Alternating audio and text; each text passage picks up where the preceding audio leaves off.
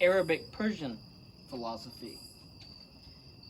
It cannot fail to be noticed that discussions of philosophical traditions in Western philosophy, Indian philosophy, Chinese philosophy, refer to them geographically or ethnically, and subdivisions within them, ancient Greek philosophy, medieval philosophy, analytic philosophy, continental philosophy, do so by historical period or genre.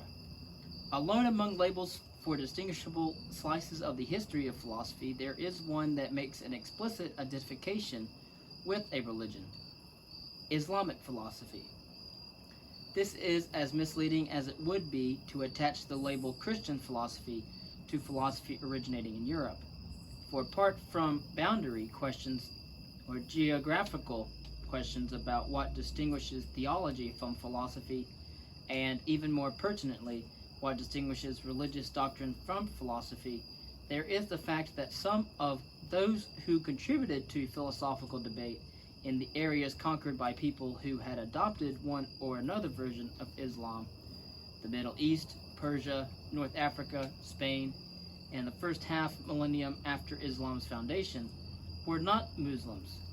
There were Jews, Christians, Zoroastrians, atheists, and others living, thinking, and writing in those regions during that time. Moreover, much of the substance of philosophical thinking in that time and place was an inheritance from philosophy as it developed in the Greek and Roman worlds. The Greco-Roman world, indeed, much of the region had been Roman and Byzantine Greek for centuries. It matters that the chosen label of identification should recognize these facts, that the philosophy from many of the medieval, modern, and contemporary philosophy stems from the ancient philosophy of the world of classical antiquity. One candidate might be Arab-Persian, as the closest approximation to an ethno-geographical marker. But this is far from ideal also, given that some of the most important work in this phase of philosophy's history was done in Spain, and that the actual ethnicity of individual philosophers is irrelevant. Moses Maimonides was a Sephardic Jew, Averroes an Andalusian Arab. Avicenna was born of Uzbek-Afghan parentage in what had been a far northern corner of the Persian Empire. Some therefore choose to demarcate this slice of philosophy's history as philosophy in the Islamic world. Despite the persistence of an association with a religion, it is like calling philosophy in Europe philosophy in the Christian world, which would not be true for nearly half of the history of Western philosophy. It is a less inaccurate option, and its adoption as an historico-geographical label of convenience is acceptable. Equally, if not more so, is the label that I have chosen, Arabic-Persian, this time relating to the languages in which the philosophy was written.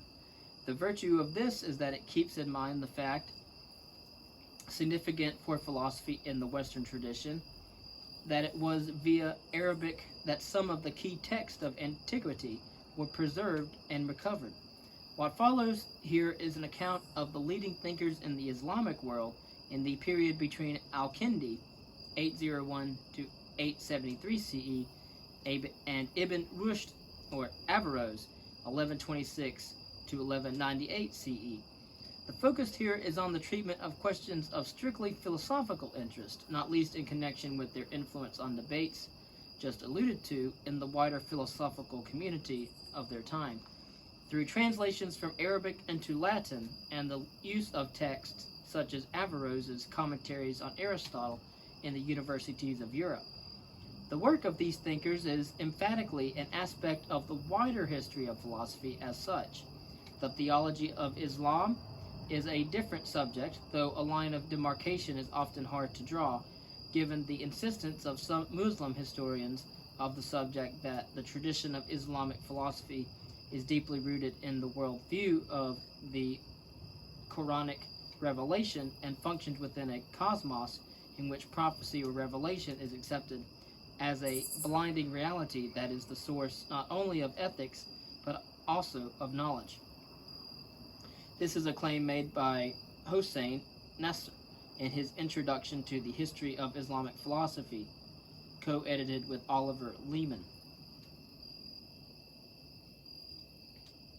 In these words lies the problem. If the starting point for reflection is acceptance of a religious doctrine, then the reflection that follows is theology, or theodicy, or exegesis, or apologetics, or hermeneutics, but it is not philosophy. If this seems too sharp a demarcation, consider this. If you accept as an unquestionable basis the existence and continuing interested activity of an omnipotent, benevolent, eternal, and supernatural creator, then you have certain immediate commitments that are not open to discussion. For example, that the world has a beginning in time, and certain tricky problems to solve. For example, the existence of moral and natural evil, which is on the face of it would have to be viewed as ultimately the responsibility of the being in question because it caused everything to exist, but which contradicts that being's goodness and benevolence, typically supposed to be total. Or, if the being is one, because oneness is perfect, complete, self-consistent, and self-subsistent, why are there many things? Why would such a being create or emancipate pluralities? Or, if reality is a continuous emanation, as in Islamic thought, from the divine being by some necessity of its nature, does that entail that free will does not exist in the universe? If the being emanates the universe by its own free will, why does it do so, given the imperfection of plurality and the evil that results? Finding solutions to these problems is a matter for theology and theodicy. A philosophical approach would question the conceptual robustness of the ontology, the existence of a being or beings of the kind at issue, which creates such difficulties in the first place. In the Arabic, the words for philosophy and philosopher are respectively falsafa and philosoph, adapted from Greek. Philosophy, mathematics, physics, astronomy, and medicine were known as foreign sciences, having been acquired from Hellenic sources in the regions conquered by the spread of Islam in the 1st century CE. But what were these Hellenic sources? If one consults the catalog of the Baghdad bookseller Ibn al-Nadim, who in 988 CE produced a survey of the books available in the Islamic world, one can see what had been translated from the classical tongues. There is no Homer or Thucydides, nor Ovid, nor Virgil. There is no Aeschylus or Cicero. It is only part of the legacy of the classical world that figures in the catalog, for between the classical world and the arrival of Islam, there had been Christianity. Syria was a Nestorian Christian domain. The Greek-speaking Roman Empire in the east, centered on Constantinople, was an Orthodox domain. And the Christians not only had not sought to preserve the humanistic culture of classical times, but they had taken active steps to expunge it. Mention has already been made of the vigorous efforts made by Christianity to expunge preceding classical civilization. A little indicative snippet of information: in 5th century CE Alexandria, there were organized Christian gangs who attacked and beat up pagan philosophers, rather like modern-day white supremacist groups in the southern United States who sought out African Americans for beatings and lynchings, an expression of racial hatred carried into action in that region in the period between the 1860s, when slavery ended, and the 1960s. What the Christians kept was technical literature, mathematics, medicine, logical treatises, astronomy. There were works by Plato and Aristotle, Euclid, Galen, and Ptolemy, but there were none of the poets, none of the plays, no letters and speeches. It is interesting but futile to speculate what impact the humanistic culture of classical antiquity might have had on Islamic culture had it survived in any quantity. We note the effect its rediscovery had on the European Renaissance. Might something similar have happened? Nevertheless, what chiefly stood out, as Ibn al-Nadim's catalog shows, was Aristotle. Aristotle was philosophy to almost all the Muslim scholars. Al-Farabi, a Platonist, was the exception, and even parts of the Neoplatonist corpus were credited to him. By the time of the Arab conquest, the chief centers of philosophy in the Christian Hellenic world were Athens, a very pale imitation of its former glory, and much more importantly, Alexandria, which fell to the Muslim forces of Ibn al-As in September 642. By one of the strange reversals of history, Aristotle, whose philosophy had only just managed to survive centuries before by the skin of its teeth, had become the most admired and studied figure at Alexandria in the period directly before this event, while Plato had gone into relative eclipse. In any case, the Neoplatonism that preserved ideas from Plato was by then a synchronistic form of theosophy, a family of views claiming the possibility of direct intuitive encounter with and knowledge of a deity, having absorbed other strands of thought and emphasized the more mystical Plato of the Timaeus. So the view that Arab scholars had of the history of Greek philosophy was idiosyncratic. Another conduit of philosophy into the Islamic world was Persia. The Emperor Justinian closed the academy in Athens in 529 CE, confiscating its property and expelling the philosophers. They went as refugees to Persia, to the court of Khosrow I, 501 to 579 CE, king of the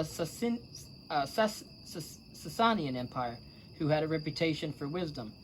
Little is known of Athenians' activity there, but a number of Greek philosophical texts were incorporated into the collection of Zoroastrian texts, the Avesta, over the following decades of that century, which demonstrates that their presence left a mark. They would not have been introducing anything unfamiliar to Persian scholars, though, because intercourse between the Greek and Persian worlds had persisted for more than 1,000 years by that point. So perhaps what they achieved was an increase in interest in the philosophical tradition they represented, enough to recommend some of the texts they brought with them to the Avesta's editors. Some final preparatory remarks are required concerning the theological background to the rise of philosophy proper in the Islamic world. A brief timeline prepares this preparation. The Prophet Muhammad died in 632 CE, succeeded by his father-in-law, Abu Bakr. The later's appointment by the elders at Medina angered those who expected to see Muhammad's cousin and son-in-law, Ali, become caliph. Ali eventually became the fourth caliph, but the damage had been done. The rift that was to split Sunni from Shia was permanently opened by this disagreement over the succession. Ali's appointment was opposed by the Umayyad clan, and he was murdered in 661 to be succeeded by his son Hassan, who abdicated that same year, at which point the Umayyads took control. Under them, the empire expanded hugely and rapidly until it touched the Atlantic shores in the west and the borders of China in the east. The Umayyads ruled from Damascus for a century before being overthrown by the Abbasids, who established themselves at Baghdad and ruled for most of the Islamic world for the next 500 years, from 750 to 1258. This was the golden age of Islam, promoted by the Abbasids' desire to foster culture and learning. They built a great library in the capital called the House of Wisdom. Hikmah means wisdom. The House of Hikmah, as a center for study and for translation of Greek and Syriac manuscripts into Arabic. The early Abbasid caliphs, Harun al-Rashid, 786 to 809, Abu al-Abbas al-Mamun, 813 to 833, who famously had a dream that translations must be made, and al-Muntasim, 833 to 842, all sponsored scholars and translators and included them among their courtiers. In this environment of learning, the theology, or kalam, encouraged by the ruling house was Mutazilite, which promoted reason and evidence as adjuncts to faith. Mutazili means withdrawer, one who withdraws, that is, one who withholds judgment, who sees two sides of the question, who uses rational and evidential tests in evaluating arguments. While the Mutazila theology was ascendant, the Sunni-Shia split was not especially serious, and it was possible for thinkers to question orthodoxy, disagree with one another about fear, and freely debate difficult points in kalam, or wisdom. A significant aspect of the rationalist and evidentialist approach of the Mutazilites was that it provided a means of distinguishing between genuine and fake teachings and teachers, and between true and false beliefs, which of course mattered because true beliefs are what get the believer to heaven. From the early 9th century, the Mutalazites began to be opposed by three other groups: the fundamentalist Hanbalites, followers of Ahmad ibn Hanbal, 780 to 855, who demanded an unquestioningly literalist reading of the Quran; the Zahiris, followers of Dawood al-Zahiri, 815 to 84, and most importantly, the Asharites, named after Abu al-Hasan al-Ash'ari, 874 to 936. All these groups were more literalist and dogmatic than the Mutalazites. The Ash'ari school became and still is the most important of the Sunni theological schools. It is sometimes described as the Sunni orthodoxy. The Mu'tazila remained influential among Shia and is today regarded as authoritative by the Zaidi Shia school of law. Islamic philosophy has mainly been associated with Shia Islam. As a result, the Sunni schools, based on the ideal of following the tradition of Muhammad and the consensus of the Ummah, or community, are inhospitable to philosophizing and cleave instead to orthodoxy. The first recognized Muslim philosopher is Al-Kindi, 801 to 873. Abu Yusuf Yaqub ibn Ishaq al-Kindi. He was not the first to engage with Greek philosophical ideas. The Mu'tazila kalam, or wisdom, had absorbed some influence from that source already, as Asharite criticism of Mu'tazilite teachings show. Al-Ash'ari himself blamed Aristotle for some of the Mu'tazilite doctrines. But Al-Kindi was interested in more than applying Greek thought to theology. He was eager to learn from the entire range of what was on offer, and wrote scores of treatises. Ibn al-Nadim's bibliography lists 260 titles of works by him, covering every subject from medicine and astrology to mathematics and philosophy. Unfortunately, only a few of these manuscripts survive, perhaps because of the hostility to him of Caliph al-Mutawakkil, 822 to 861, who confiscated his books and who also persecuted the Shia, destroyed the shrine of the third Shiite Imam Husayn ibn Ali, forced Jews to wear identifying clothing, and cut down the sacred cypress of the Zoroastrians to use in building a new palace. Al-Kindi was born in Kufa, the son of its emir. He was reputed to be a descendant of the kings of Kinda, one of whom was a companion of Muhammad. He had the patronage of both Caliph al-Ma'mun and Caliph al-Mu'tasim. He dedicated his major work on first philosophy to the latter's son Ahmad, whom he tutored. The Caliph appointed him to oversee the translation projects, which gave him complete access to the collections. Among his achievements is the introduction of the Indian system of numerals: 0, 1, 2, 3, etc., now universally in use. Al-Kindi was eager to establish that the philosophy of the ancients, as it was called, is consistent with Muslim teaching and is consistent within itself. His main focus was geometry, logic, and physics, and here the problem of compatibility was not serious. The next challenge was to justify the claims of reason against unquestioning acceptance of tradition or dogma. He therefore argued that for the seeker after truth, nothing takes precedence over truth, and there is no disparagement of the truth or of him who speaks it. No one is diminished by the truth. Rather, the truth ennobles all. That was a quote from Al-Kindi. Using the only version of Aristotle's De Anima then available, which was a paraphrase, Al-Kindi was able to claim that the Greeks believed in the immortality of the soul, and therefore a dualistic ontology in which the perishable body and imperishable soul are distinct existences. This further involved establishing that the soul is substantial, which he did by invoking the Aristotelian notion of essence to argue as follows, quote, "Since bodies can perish, being alive is not an essential property of them. Being alive is, however, an essential property of being a person. Therefore, a person is not identical with his body. Living things are substances. Persons are living things. Therefore, persons, or souls, the essentially being alive aspect of us, are substances. End quote. One problem with this is that for Aristotle, a substance is a combination or form in matter, which requires a substantial soul to consist of some kind of non-bodily matter. How is it to be understood? Al-Kindi did not offer a solution.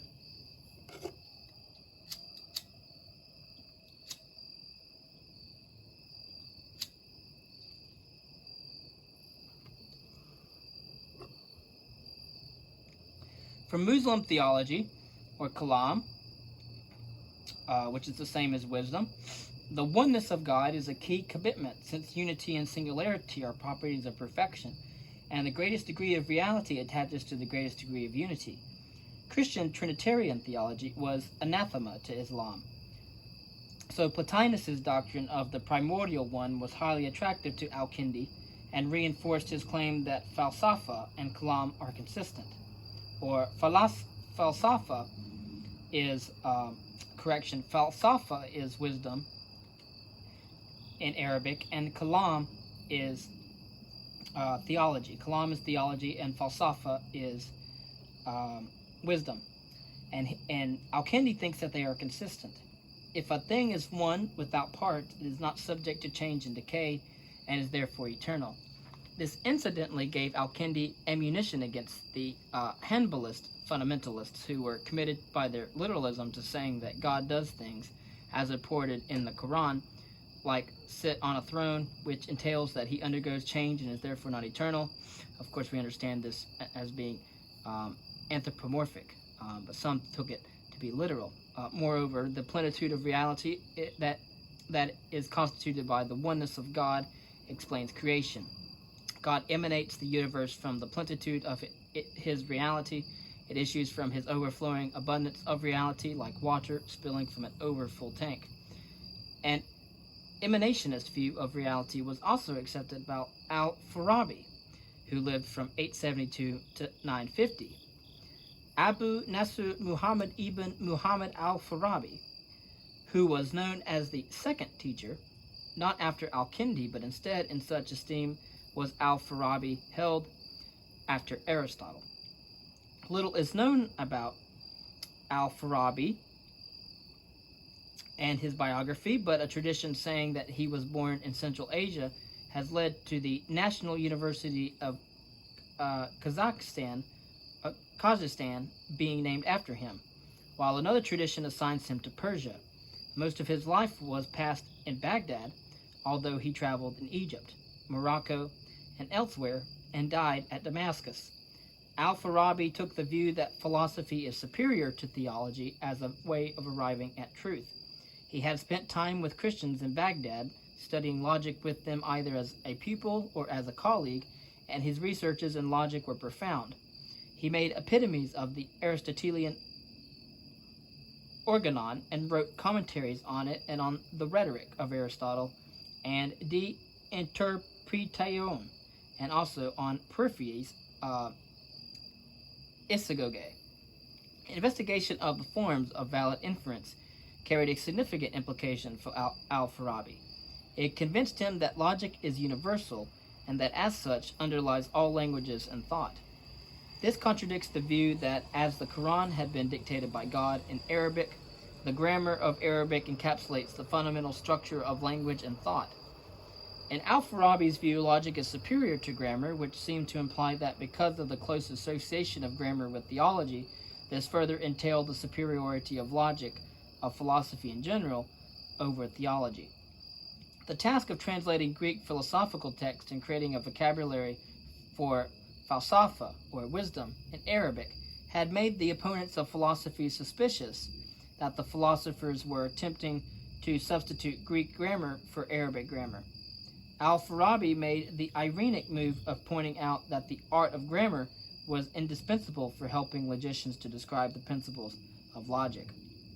Again, we find the word falsafa in Arabic means wisdom, and kalam means theology.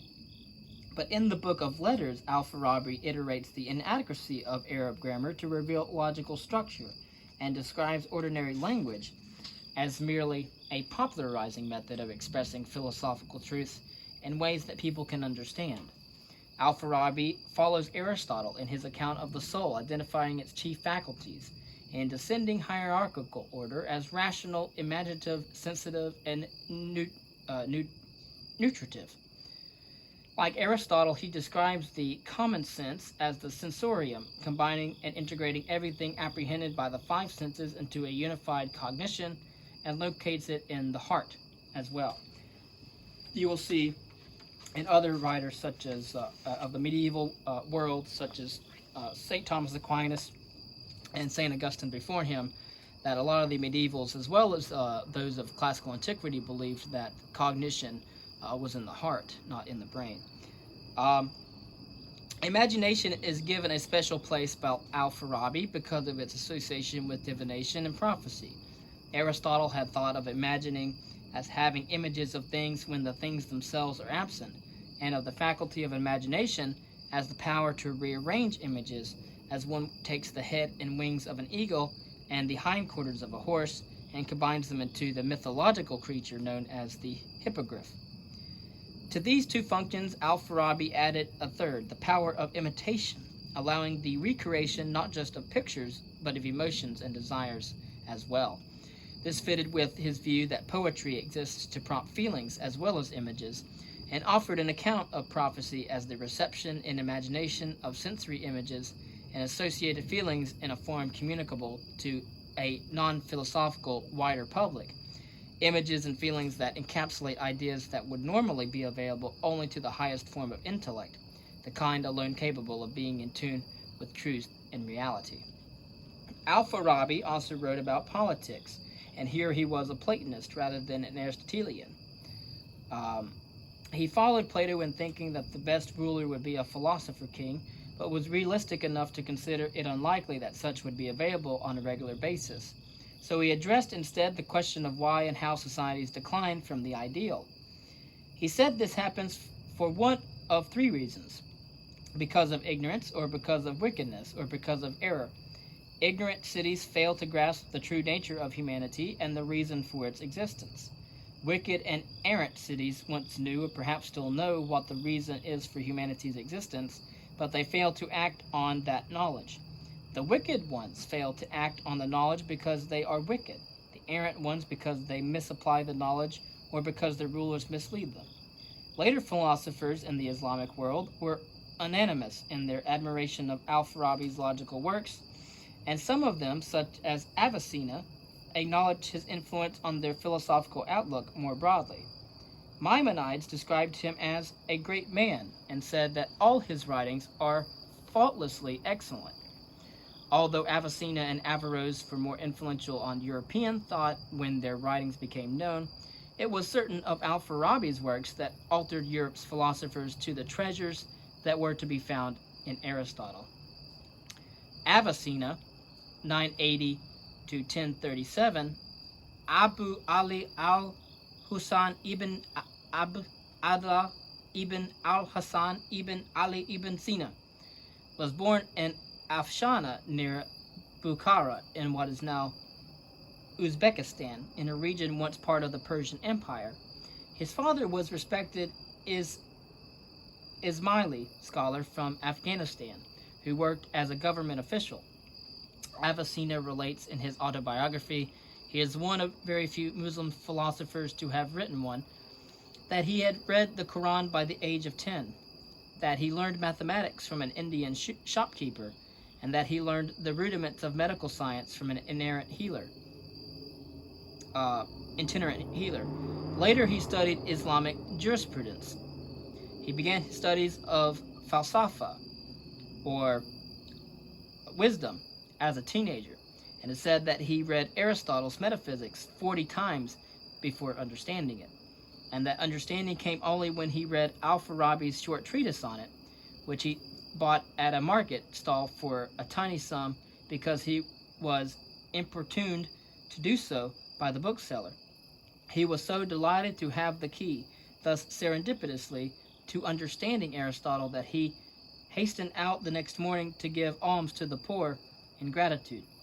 Avicenna began his career as a physician, having given free medical help to the sick of his home town in order to practice the craft. His first appointment was as a medical attendant to the local emir. Here he had access to a copious library and made good use of it. After his father's death, he moved from place to place in the region of the Caspian Sea, seeking employment, and sometimes, for they were troubled times in the region, having to hide to escape arrest and imprisonment. He was at last able to settle in Jabal as physician to Ala al-Dawla, 1008 to 1041, who had carved out an independent and, as it proved, short-lived dynasty in western Iran. One of the most influential of Avicenna's books was written in Persia for al-Dawla to explain the doctrines of philosophy, simply entitled Philosophy for Ala al-Dawla. Avicenna passed the last decade of his life in Jabal, dying at the age of 57 while on the march with al-Dawla's army during one of its many campaigns. When he felt ill, his companions advised him to stay home and rest. He replied, "I prefer a short life with width to a narrow life with length." Avicenna wrote that he saw philosophy's task as, quote, determining the realities of things so far as it is possible for human beings to do so, end quote. Two tasks invite the philosopher, one theoretical, which aims at finding the truth, and the other practical, which aims at finding the good. Seeking the truth perfects the soul through knowledge. As such, seeking the good perfects the soul through knowledge of what must be done, whereas theoretical knowledge concerns what exists independently of our choices and actions. Practical knowledge concerns how we choose and act. Each of these forms of knowledge has three subdivisions. In theoretical knowledge, they are physics, mathematics, and metaphysics. In practical knowledge, they are managing the city, managing the household, and managing oneself. The first two subdivisions of practical knowledge concern the principles by which things are to be shared. The third concerns coming to know the virtues, and thus refining the soul, and coming to know the vices so that they can be avoided, thus purifying the soul. Practical knowledge is taught us by the divine Sharia, the law derived from the Quran, and the Hadith, the reported sayings of Muhammad. Logic is the basis of philosophy, Avicenna held, and it is also the high road to happiness. This is because it enables us to reach what is not known from what is known by inference and derivation. It gives us rules for right reasoning so that we reason validly. Valid reasoning leads to knowledge, invalid reasoning to falsehood. Very rarely, Avicenna conceded, God might give us knowledge gratuitously. Knowledge is about concepts, and therefore we have to understand the terms in which they are expressed, and also the forms of valid proof involving them. Physics deals with the three principles of bodily things: matter, form, and the intellect. Intellect holds matter and form together and is therefore the cause of the existence of bodies. The heavenly bodies move in a circular motion and are not subject to generation and corruption. But generation and corruption happen to the bodies made out of the four elements, earth, air, fire, and water, whose different combinations give rise to the different kinds of sublunary things, minerals, plants, and animals. The highest of these latter are humans, whose form is the soul. Avicenna devoted such attention to the soul, saying that if its function is restricted to nutrition, growth, and reproduction, it is a plant soul. If movement and sensation are added to these, it is an animal soul. And if rationality is added to all five, it is a human soul. Rationality has two parts, theoretical and practical. It is cultivation of the theoretical part that makes a human being achieve his proper perfection, a very Aristotelian view. The inquiry that applies par excellence to theoretical principles is metaphysics. Its subject matter is existence, existence as such.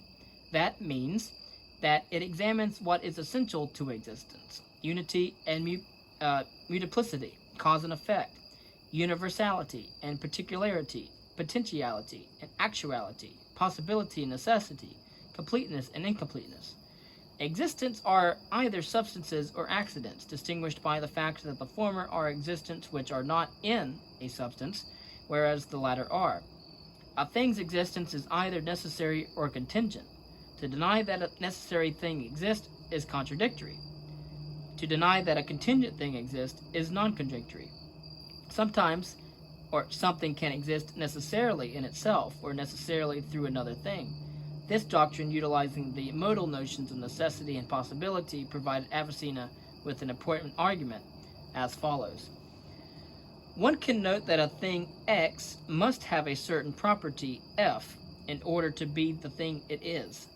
That is, F is essential to X. But this is true whether or not X exists.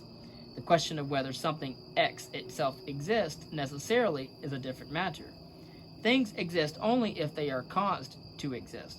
The things that make up the world exist contingently, because they would not exist unless caused to do so by something else. Now, the causal chain that brings things into existence cannot run backwards ad infinitum, so there must be an uncaused, non-contingent, necessary being as the first cause of everything. Avicenna identifies this being with God. So God is a necessary being for Avicenna, but the fact that he causes everything else to exist by emanation from the necessary overflowing of the abundance of his reality means that they are necessary too. Theirs is necessity through another necessary thing. The creative activity of the necessary being makes it necessary that everything else exists, and that makes them necessary in themselves too. What pleased Avicenna about this argument is that there was a potential problem in the view adopted from Aristotle that the highest intellect thinks only about the highest things there are, namely universals and necessary truths. This would mean that God does not think about, or which would be worse, perhaps cannot think about, particular things. However, if everything is necessary as a result of receiving transmitted necessity from God, then God can think about them. A theological difficulty is solved by this. It also solves an allied theological difficulty, or the same difficulty in different guise. Particular things and events undergo change. So if God knows about them, then God's knowledge, and therefore God himself, undergoes change. But God, being one and perfect, does not undergo change. To protect the eternal immutability of God, God's knowledge has to be restricted to what does not change, universals and essences. But then this makes God not the God of revealed religion, who is interested in individual sin and virtue. By making everything necessary by the transmission of the necessity of God's being to everything that emanates from him, this difficulty too is overcome. The God of Avicenna is very close to the abstract, non-personal, thought thinking about itself God of Aristotle. Avicenna's God is simple, without parts, unchanging, and since it has neither genus nor difference, it cannot be characterized or defined, only named. Because it is immaterial, it is wholly good, because evil only arises from matter, which Avicenna had already defined as the source of privation or negativity.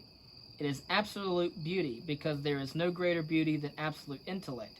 It is the highest pleasure, because it does the highest thing possible, thinking.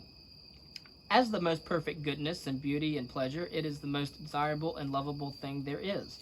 Everything else in a hierarchy from celestial things down to mundane things emanates from God continually and eternally, because if at any point this did not happen, then that would be something that had not happened before, creating a perturbation in all the perfections. But this happily is impossible anyway, given the nature of the being in question. This conception of God prompts two associated thoughts. One is of Spinoza's Deus sive natura, and the other is that if references to a deity in Avicenna's account were replaced by references to the natural universe, it is hard to see what difference it would make. This recapitulates the thought that if it is conceivable for anything to cause itself, why not say that the universe causes itself, and that the necessities of everything that follows are the necessities of natural physical laws? Avicenna's thought had a very large impact on both Western and Eastern thinking, and it did so both positively and negatively. The negative impact was felt by Al-Ghazi among Muslims who attacked him, therefore, and by Thomas Aquinas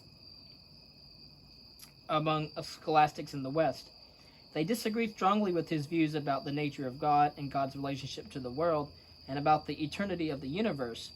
Orthodoxy on both sides of the religious divide required an act of creation in time, which seems to indicate a finite universe. Even Avicenna's later supporters, including Averroes, did not think he had understood Aristotle correctly and disagreed with some of his views. But as this sketch shows, this was a powerful philosophical mind, and its influence, exercised far from the metropolitan centers of learning and power and achieved in a mainly unsettled life, was remarkable.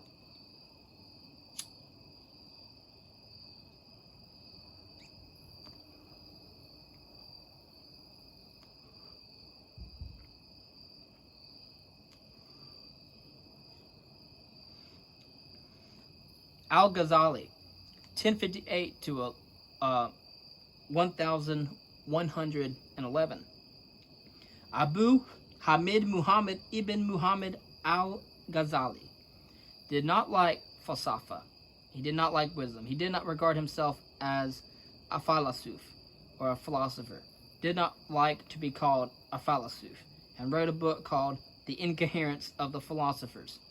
He was a jurist and made his initial reputation as such, a theologian of the Asharite school and a mystic inspired by Sufism. He is regarded in Sunni Islam as a mujaddid, a renewer of the faith, one of those who appears once a century to inspire the Ummah, the community of the faithful. Yet he figures as a major philosopher of the Islamic world, and one of his works was influential among the schoolmen of Europe.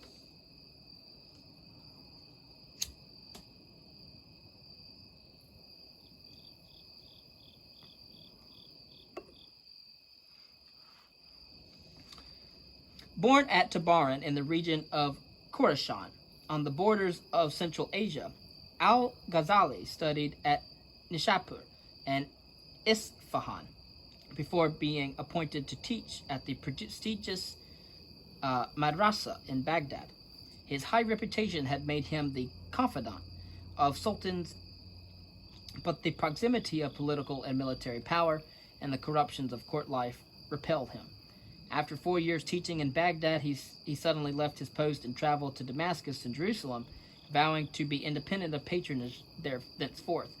After making his pilgrimage to Mecca, he returned to his hometown and founded a small private school and a Sufi convent. But 5 years before his death, he once again changed his stance and returned to teaching at a public institution, the madrasa at Nishapur. He told his followers that he did so because people were theologically confused and because the authorities had begged him to teach the people once again. Al-Ghazali wrote an autobiography, and in it claims that while teaching in Baghdad, he undertook a 2-year study of philosophy in order to refute it, spending a 3rd year writing his Incoherence of the Philosophers to complete the project.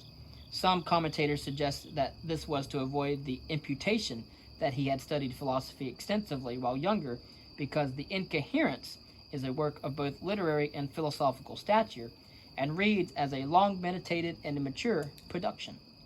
Among his other works are an untitled manuscript in which he had copied out many passages of other philosophers, and a book called The Doctrines of the Philosophers, which is an Arabic version loosely translated and adapted of Avicenna's Persian language book Philosophy for al-Dawla.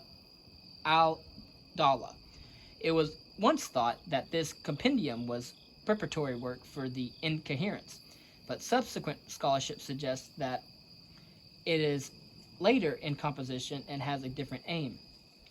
The translation Al-Ghazali made of Avicenna's Philosophy for al-Dawla was translated into Latin several times in the century and a half after his death, and also into Hebrew. The first Latin translation appeared in the second half of the 12th century CE, made by Dominicus Gundisalvi in 1190, and Ionis Hispanus in 1190, the latter possibly an Arab Christian, in Toledo.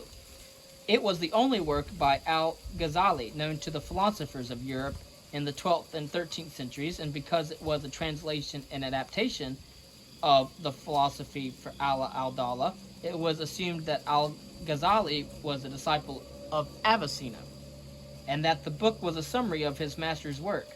This impression was fostered by the fact that most of the Latin translations omitted the prefatory material in which Al-Ghazali distances himself from what he is translating. Because Al-Ghazali described his incoherence of the philosophers as a refutation of philosophical views, it is assumed that he rejected everything associated with Aristotelian thought. In fact, matters are more complex. His principal target was the philosopher's claim that logic and reason are superior as a source of knowledge to theology, which is based on revelation and faith. This undermines Islam, Al-Ghazali says, and encourages some among the philosophers to neglect their religious duties. His procedure is to take a number of major philosophical doctrines and demonstrate that the philosophers failed to establish them by the standards of their own methods, chiefly because the assumptions from which they start are uncritically accepted. In some cases, he shows that truths which he himself accepts could not be established by the philosopher's methods. The counter-arguments he uses are not all original to him, however. He makes use of the works of Christian anti-Aristotelian critics, which had been known in Kalam, or theology debates, since the 9th century. In his discussion of the philosopher's view on causality, Al-Ghazali anticipates David Hume's view regarding why, given that there is no necessary connection at work in causal relationships, we think there is. A problem that characteristically bedevils thinkers with theological constraints to observe is whether there can be such a thing as secondary causes, that is, causes in nature other than the causal agency of a deity. The solution Al-Ghazali proposes is that there are no such causes. Everything that happens is a product of Allah's will, or God's will. But what appears to humans to be a connection between a cause and an effect, this being that putatively distinguishes their linked occurrence from merely fortuitous juxtapositions of events, is the habit of expectation we form as a result of seeing those events so often linked. Although most of the doctrines Al-Ghazali contests were not regarded by him as heretical, there are three that he takes to pose serious challenges to the Islamic faith. They are all to be found in Avicenna's philosophy, namely the eternity of the universe, the restriction of God's knowledge to universals, and denial of bodily resurrection. Islam teaches the opposite, that the universe was created by God at a point in time, that God knows particulars as well as universals, and that the souls of the dead will one day be reunited with their bodies. Because Avicenna's doctrines are dangerous to the faith and would lead astray anyone who accepted them, Al-Ghazali issues a fatwa at the end of the incoherence, saying that anyone who teaches these doctrines is a kafir, an unbeliever, and an apostate, and should therefore be killed. It was not only philosophers of Avicenna's stamp, but Al-Ghazali was attacked as heretics and apostates. In the case of the latter, he seems to have misunderstood their views, attributing to them belief in two gods, the Ismailis. So he attributed the Ismailis that they misunderstood,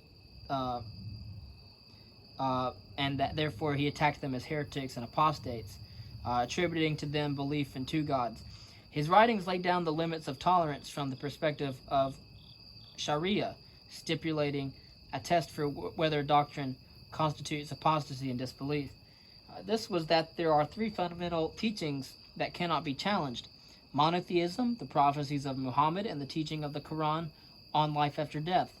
Anything that impugns these principles is forbidden and must be punished by death. Everything else must be evaluated on its merits, but even if it is erroneous, it should be tolerated. He also proposed a means of reconciling conflicts between the results of valid demonstrative reasoning and revelation, which can, because they are both true, only be apparent conflicts. This was to treat Quranic utterances as symbolic if they seem to be challenged by sound argument. For example, such argument demonstrates that the nature of God is such that he does not have hands, nor does he sit on a throne. Passages in the Quran that make reference to hands or sitting on a throne are therefore symbolic. But it is forbidden to give a symbolic interpretation to anything in the Quran that is not inconsistent with the results of valid demonstration. Most Muslim theologians and jurists after al-Ghazali accepted these views, though some said that in cases of conflicts between reason and revelation, revelation should always be regarded as superior. In the Islamic world, al-Ghazali's chief work is his Revival of the Religious Sciences, treating of the ethics of daily life for the faithful, covering rituals and customs, the things that lead to perdition, and those that lead to paradise.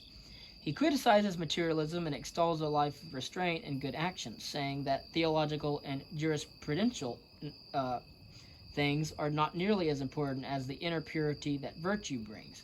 He was attracted to the Sufi approach to holiness, and the treatise that some regard as popular recension of the revival, known in English as The Alchemy of Happiness, promotes the ideal of spiritual self-realization and union with the divine. The mystics, not the men of words, he says, are those who had real experiences. I had already progressed as far as possible in the path of learning. What remained was not to be gained by study, but by immediate experience and walking in the mystic way. End quote. Al-Ghazali must be credited with a major role in establishing the Sunni Ash'arite ascendancy in Islam, and thereby the boundaries of tolerance and orthodoxy in this most numerous branch of the religion. Although he was far from prescribing the use of reason in logic and mathematics, and the citing of empirical evidence in astronomy and physics, the net effect of three things, his attack on wisdom, though in fact restricted to metaphysical matters impinging on theology, the teaching of the revival of the religious sciences, and his own tendency to mystical enlightenment, was to empower doctrinal rigor and over reflection and critical thought. There was a political dimension to this, turning on the differences between Sunni and Shia in other theological respects. A consequence already noted has been that philosophy has remained in avocation more among the later by a considerable margin than among the former. Ibn Rushd, known as in the West as Averroes, 1126 to 1198, Abu al-Walid Muhammad ibn Ahmad ibn Rushd, also known as Averroes, responded to al-Ghazali's incoherence of the philosophers with his The Incoherence of the Incoherence. This work did not rescue philosophy's reputation among the Sunni, and indeed neither did Averroes' other doctrines, but his commentaries on Aristotle made him a major figure among Europe's schoolmen, some among whom were, for their own reasons, as critical of him as his co-religionists. Averroes was born in Cordoba, the grandson of a famous and influential judge and legal theorist,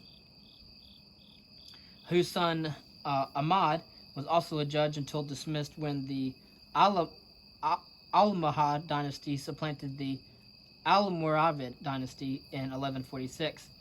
Averroes followed in the family legal tradition, establishing his reputation as a jurist.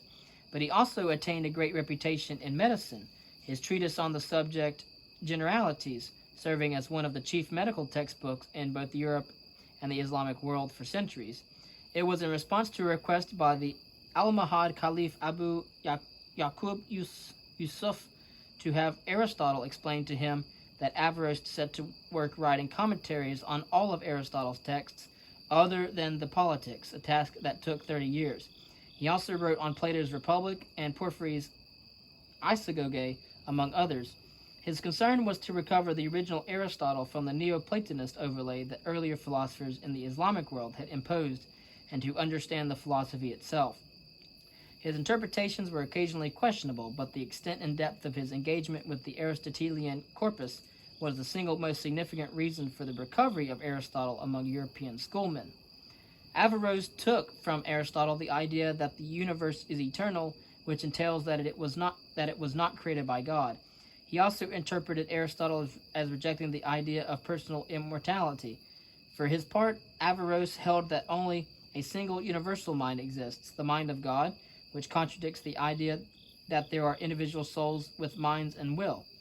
These tenets conflicted with both Muslim and Christian doctrine, and when Averroes' commentaries arrived among the schoolmen in Latin translation, they caused an uproar. People took sides. There were enthusiasts for Aristotle, they were called Averroists, and opponents. A number of schools and universities banned lectures on Aristotle, and in 1231, Pope Gregory the Ninth set up a commission to investigate his works. By this time, Aristotelian texts were beginning to appear in Latin in the early 13th century, directly from the Greek originals rather than through the intermediary of Arabic and Syriac. Thomas Aquinas' contributions did not stop at the mere reconciliation of Aristotle with Christian doctrine, in large part by detaching Aristotle from Averroes' interpretations of him, but made Aristotelian thought as interpreted by him in the doctrine known as Thomism, the official philosophy of the Church. Averroes' defense of philosophy begins with the claim that the Quran enjoins the study of it, quoting a number of surahs or verses, including number 3, quote, "They thought about the creation of heaven and earth," and number 59, "Think, you can see." It is done best by following the practice of lawyers, he said, which is to draw inferences carefully from facts and accepted premises.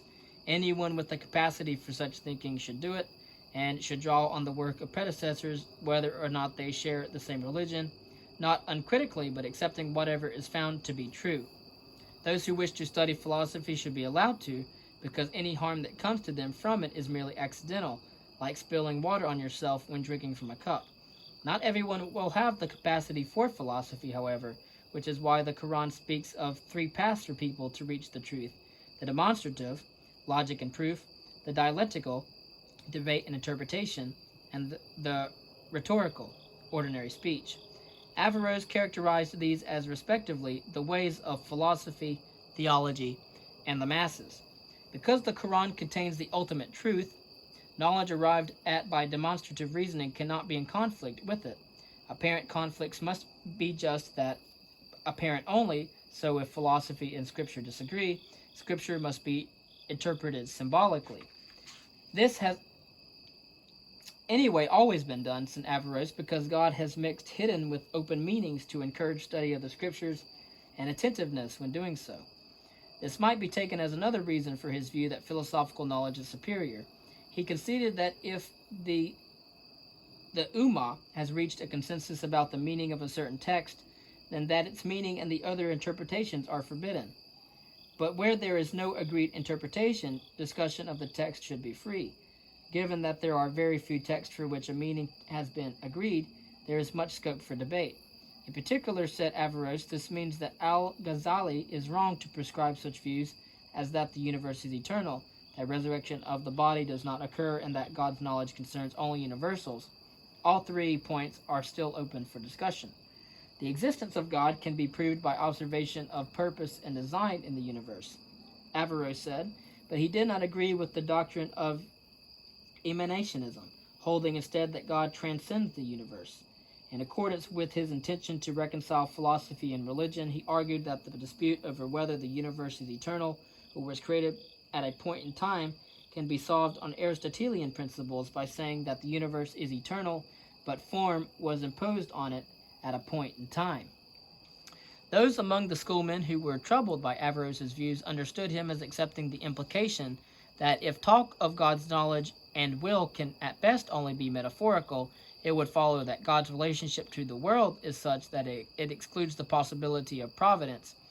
Providence meaning God's acting in the world to direct, change, or intervene in the lives of individuals and societies. The Scriptures suggest otherwise, but in Averroes, as in some of the schoolmen, the doctrine of double truth, philosophy and theology each having access to truth in its own way, or more concisely, seeing the same truth in a different way, solves or avoids the problem. Responding directly to Al-Ghazali on the question of creation, Averroes argued that eternal and temporal agents behave very differently. A temporal agent can make a decision and then delay implementing it, but for God there is no difference between one time or another, and no gap between intention and action. Why would God create a world at a particular time as opposed to any other time? But in any case, before there was a world, there was nothing to distinguish points in time, so the dispute is empty. A distinctive doctrine in Averroes is the unicity of the intellect. He thought that intellect is a single eternal entity in which individual human beings participate, rather as if many individual laptop computers were all running the same, indeed a single program, but with each individual laptop able to access whatever the single program is, using it individually to do.